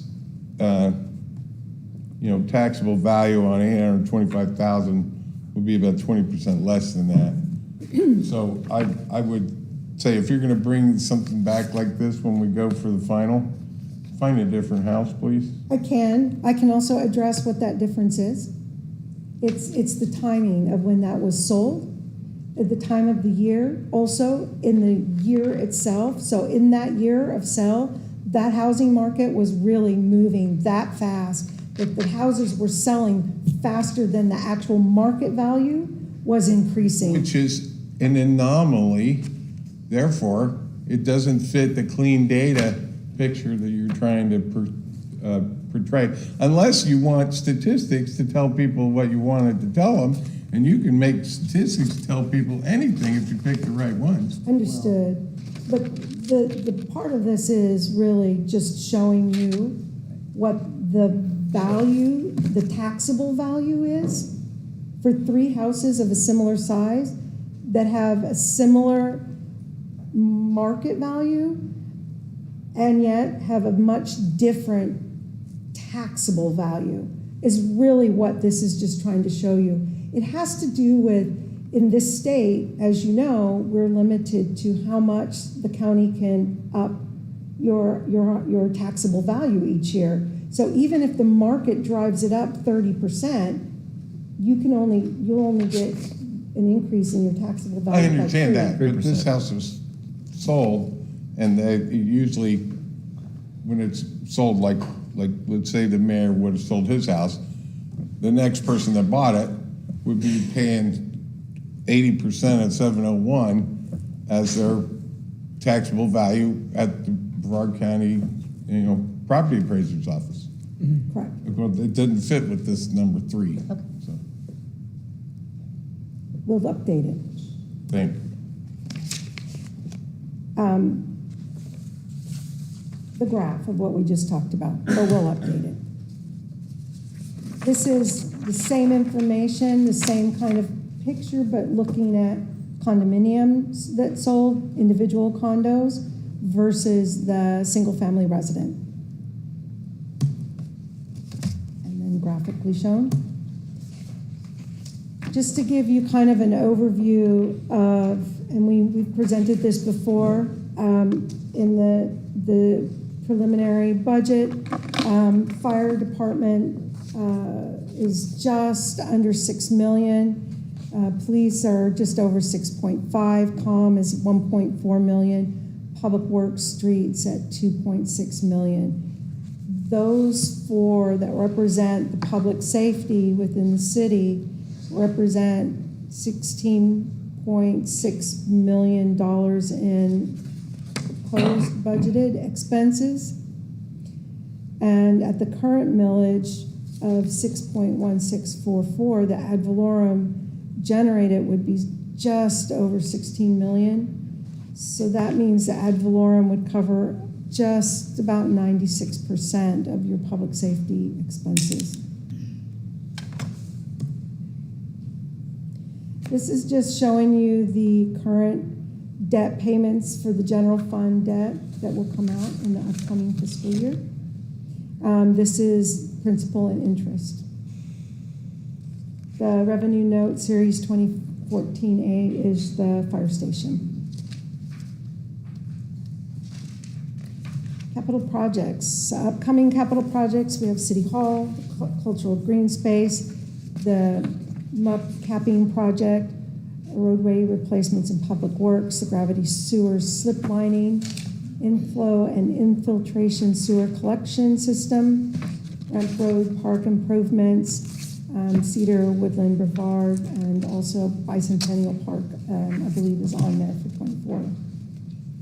Summarize your capital projects by fund, just under 8 million in the general fund, 3.7 in the CRA, which is the cultural green space, and the wash-through stage area of City Hall. The capital improvement fund, which is City Hall, the utility fund, which is all of the projects that were identified to be done in 24. We haven't adjusted it at this point. Same with the stormwater fund. It has not yet been adjusted. They're all per the direction for the strategic plan. They're all in there at this point. The top 10 capital projects in the governmental funds, which represents general fund, the CRA, and the capital improvements fund. Finance is budgeted for new software replacement, with half of it in the upcoming fiscal year and the remainder coming in the following fiscal year 25. Public safety radio replacement upgrade. This is to be in compliant with Brevard County. Fire Station 50 engine.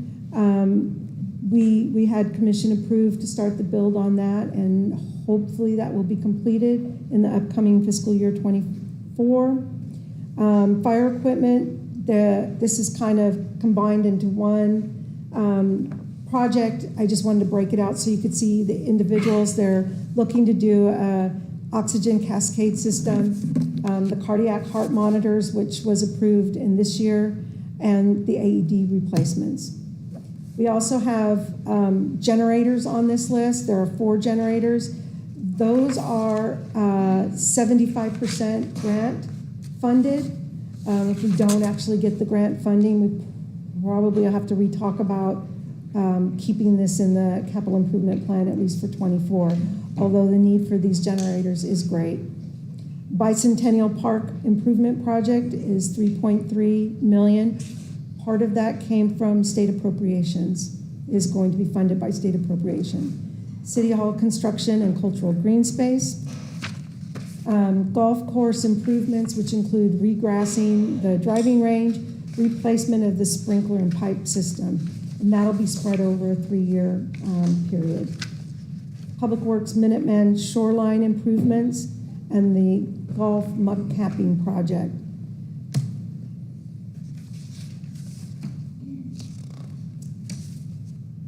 To balance the revenue and the expenditures, if we stayed with the current millage, we would have to reduce our expenditures. And so some of the potential areas that we've looked at to make that happen is to move the Public Works Blakely Drive road improvements out to a subsequent year, to defer 2 of the police SUV vehicles that are in the fleet budget, and to reduce or remove the grants that are given to businesses in the city, such as the Freedom 7, Main Street.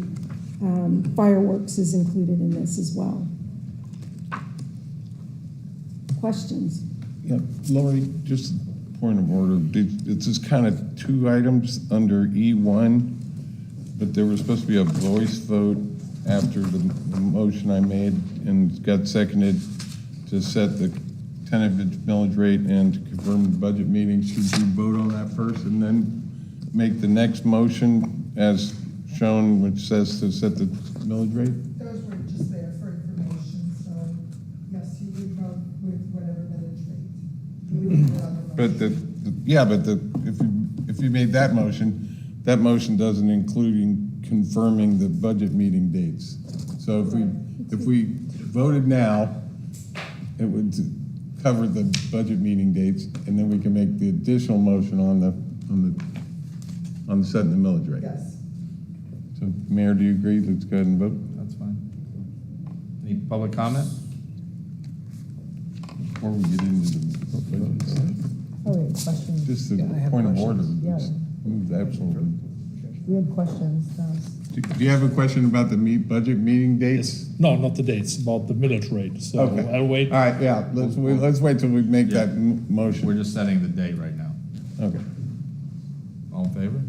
All right. Aye. Aye. Of the date. Yes, aye. All right. Next item? Were we We're gonna talk about any of that, or Patricia. with Patricia? Comment, now you- Who's running this meeting? No, I just, Fair enough, yeah. Given tonight, KP Finker, 190 Seminole Lane. Given the only topic you got to really talk about is what is the ceiling that you are trying not to break. So As the number is 6.4 something something. This vote should take 5 seconds. Vote for it, because this is not the meeting where the rubber meets the road anyway. This is not your budget meeting. This is what you agree on not to break. I cannot understand if you would vote for the highest number you can vote for tonight, and then when the rubber meets the road, you do what you need to do. I had a question for Tricia. In the chart, it says 96.5% of public safety costs covered by ad valorem. What is the rest covered by? And what is the other 3.5% covered by? And like, what is? The rest of it gets covered from various user charges. So, for example, the parking program, or from grant funds, or from leisure services. It comes from user charges. A23. A23 Oh, okay. in your budget book. Oh, okay. A23. Those are the other ones. State shared revenues as well, so your half-cent sales tax, Okay. that sort of thing. So ad valorem is mostly paying for our public safety, like. Is one way almost to all. look at it. It's Yeah. just to give you kind of a sense of how do you stretch that dollar? When you get your ad valorem, what is that buying you? Just in a kind of a big picture sense. I mean, I could have picked anything to say, here's your admin, here's your public works. The interesting thing is the county, when they were talking about us requiring to fund our own lifeguards, they made the comment about, well, your parking revenues, you're making so much money. Well, the $3 million, it doesn't even cover our public safety costs. We have to host the entire world coming to our town. It means you gotta have fire, you gotta have PD. We keep inviting all these people, and we have to bear the brunt of it. Patricia, this budget that you guys put together painstakingly, it's based on the current millage rate, is that correct? But not balanced. That is correct. We use the current millage in putting the revenues for the anticipated ad valorem, but right now, there's a deficit delta between the revenue and expenditures. Which is the last page that you just showed us? This is what we get for the quarter millage. Correct. So we would have to cut around 600,000 to 650,000. But understand, we have not finished your proposed budget yet. There's still changes coming in where we have to, be responsive to new information that's coming in, new requests, or just changes. So we're still working this, but that $250,000 increase would be the equivalent to about these projects here in generated revenue. So then the question is, do you want to make cuts? This is the kind of cuts that we would have to make. Do you want to use existing reserves to cover that delta? Or do you want to increase the millage? I have a question about this chart. I think it's about 6. So it's the 24 budget change in revenue, the collected 95%. So, yeah, so by reading this, the 1.2 at the top is the growth over last year's millage rate. And then Collected? the low collected. Then the last row is if we went to rollback rate, we would be 168K below that. So Correct. those two numbers together is, let's just say 1.4. Yeah. If we took a $1.4 million challenge, we could hit the rollback rate. That's effectively the, Yeah, we have to cut the budget by about 1.4 1.4 million, yes.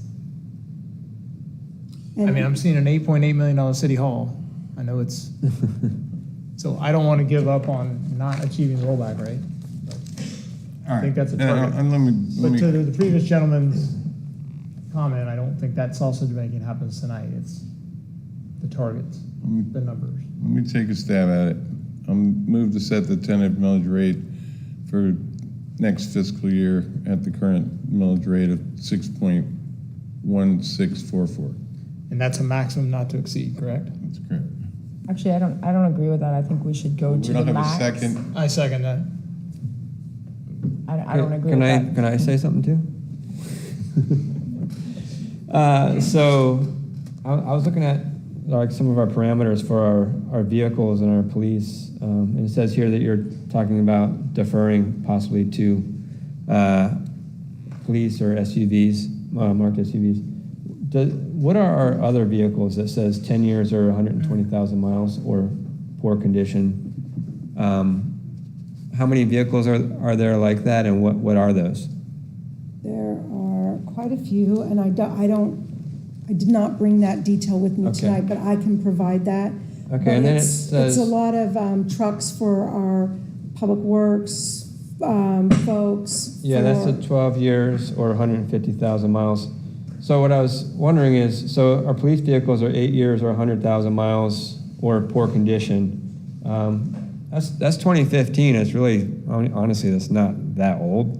Understood. I mean, what if we move that to the one down, which would be 10 years, 120,000 miles, and then the one that's 10 years, 120,000 miles, the other units, to the 12 years, 150,000, just like all the trucks, the 3/4 trucks. So we've already moved 11 vehicles down in the police department, in the police ones that were due to be replaced, and we've already moved those. So we've actually already extended that for this year, and probably removed about 700,000 from the budget that you don't even see right now, that was done ahead of time. So that is moved to the 8 years or the 10 years, or? It's going to be between the 8 and the 10. There are some that are in such bad shape that they have to be auctioned. There's nothing we can do about them. They just are not at that point. But we've already taken the stab to do all of that and move those down. That opportunity's in this current. That is correct. So we've already adjusted, I want to say it was 11 of them. I don't have that in front of me, Commissioner, but we can definitely get that to you. Jonathan went through and re-racked those numbers out earlier. Okay. And how do we auction those? Just curious. There's a Brevard County auction. We take them to the auction. We strip them of everything that's in there and reuse those items in new vehicles if we can, and then take the actual vehicle and take it to auction. We've got 5 going to auction. Do you recall here this week, next week? It's soon. We do it, yeah, we do this Often. a couple of times a year. I mean, we're not getting What do we typically get for a police vehicle? a couple thousand maybe. So why don't we just eBay auction them ourselves, or announce it to the city and let people in the city buy them? I mean, I'm sure they'd pay more than a couple thousand. So the purchasing policy would have to state that we can do that. It currently does not, so we'd have to change a purchasing policy for you to be able to utilize that policy in that way. Right now, it says we must auction. And one of the things, we have talked about that previously, and it came up as an issue when the auctioneers stopped taking anything really but vehicles or large equipment. It requires us to make staff available for any interested parties to review and see the items before we accept the sale. And then we have to have an equitable way of how we actually sell that product or that inventory. So it becomes a little bit of a challenge. Are we not making any errors about being fair or equitable as to who wins the bid, as it were? And how do we store it? Where do we store it is more to the point. And how do we make sure that we have staff time available to make sure that we give everybody an adequate time to see the inventory? And so in the end, we only send to auction the things they'll take, and we just dispose of everything else. Okay. I mean, eBay auctions are like a week, and there's not a whole lot of storage there. I'm just saying we're I'm not- probably leaving some money on the table here, but I'm not it's knowledgeable nickel and about dime. that, so I can't speak to that. Okay. Would that be scope of the new So the sourcing manager? Purchasing person would look Purchasing. into that, yes, but also would work with our city attorney as well as looking at the purchasing manual and the state of Florida requirements on purchasing and how we dispose of equipment. Again, we work, just like the 95% that Patricia showed you, we work within a lot of very restricted statutes also that are just part of what we have to do. And then also you were saying we're going to need some generators and stuff like that. Do you guys ever look at government auctions for that stuff, as far as like military auctions? They have a lot of big generators that they sell for pennies on the dollar, and especially to government agencies, intergovernment basically, I think you just pay like registration fees, I think, for getting that stuff. So we work through our EOC, and they specify the type of generators, and, I mean, there's a lot of specs that we go through to determine what a future generator might be and where it's going and what facility. So at this point in time, we haven't looked at that, but it's because we go through that process. I mean, just for example, I don't want to bore you guys, but for example, you know, the average person will, I'm just going to put it in terms that I know. The average person will buy a Hummer for between $25,000 to $45,000. I have a friend that he's got a nonprofit, and they work either with nonprofits or former military, and basically, if you have a business, they will sell you that. Well, they'll give you that Hummer basically for registration fees, like $1,500, and then the stipulation is you have to hold it for 18 months before you can sell it. But they're giving away basically brand new vehicles with 5,000 miles on them for pennies on the dollar to government, former government employees or whatever.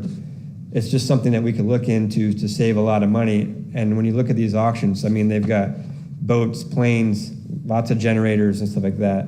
Just a way that maybe we can save money with your the new position that you're looking for. That might be something to look into.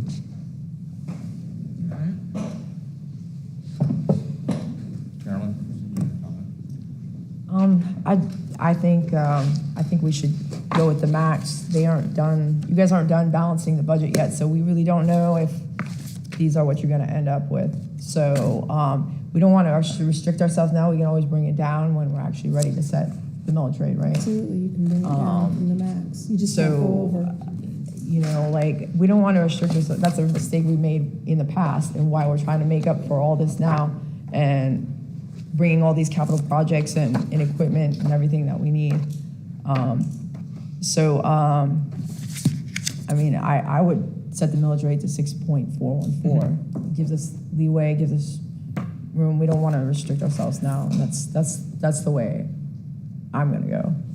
And then one other question, I was noticing, it looked like we had about 40 million in debt. Total. So that's down from, was it last year, it was close to 44 million? Does that mean? It goes down every year. So it means you guys paid? About 20 million of that is for the water rec department. That's plant upgrades. We actually had 2 SRF loans that we refinanced a couple years ago, and we didn't actually extend the life of that debt repayment. They just refinanced it and kept the same payment schedule on that. But over the remaining life of that, we'll save over 1.5 million in interest by how much we reduced it. And that's just because we refinanced when the interest was like at the bottom. But I was looking at that, right? I mean, we dropped about 3.5 million or so in debt in the last year. We could have since last year, according to what the principal and the interest payments were, over all funds. We'd have to look at it to. Okay. I mean, because I thought it said like last year was like 43 and some change. something, yeah. and then this year was like 40 something. Okay. I like that. And we did not last year that I recall, other than the fire engine. I think that was our only. But we haven't done debt on the engine Right, yet. I and we know, but won't that's till the only thing we Bill talked is about was complete. debt. Yeah.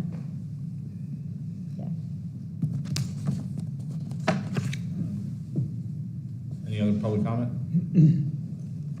All right, we have a motion and a second. Any other discussion? All in favor of your motion? Aye. Aye. Nay. All opposed? And I appreciate what you're saying, Commissioner Willis. I think we can make it. It's still tough out there. I mean, everybody's paying $5 for toothpaste. It's not fun. So we're gonna just have to figure it out. Hopefully, we can get some of these new projects online sooner than later. Other than that, any other public comments? Hearing none.